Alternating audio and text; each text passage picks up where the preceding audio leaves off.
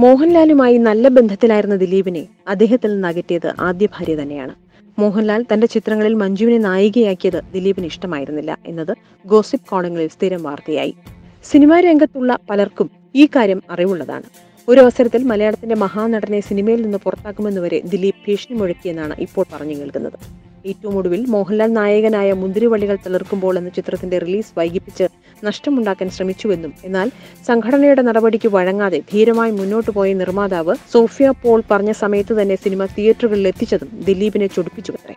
മാത്രമല്ല, മോഹൻലാലിന്റെ പുതിയ ചിത്രങ്ങളായ വില്ലനിലും ഒടിയനിലും സ്വപ്ന സിനിമയായ രണ്ടാം മുഴത്തിലും വരെ മഞ്ജു നായികയാണ്. മോഹൻലാലിന്റെ അടുത്ത സുഹൃത്തായിരുന്ന സുരേഷ് കുമാർ പോലും ദിലീപ് പക്ഷത്ത് ചേർന്നത് പക്ഷേ അങ്ങനെ വിട്ടുകൊടുക്കാൻ മോഹൻലാലിന് മനസ്സ് വന്നില്ല എന്ന് വേണം കരുതാൻ. അതാണ് അദ്ദേഹം തിയേറ്റർ ഉടമകളുടെ പുതിയ സംഘടനയുടെ തലപ്പത്ത് ആന്റണി പെരുമ്പാവൂരിനെയും എത്തിച്ചത്. You're watching me on metromatney.com. metromatney.com. metromatney.com. Subscribe for more videos. Subscribe for more videos. Subscribe here for more videos. Subscribe now. Thank you.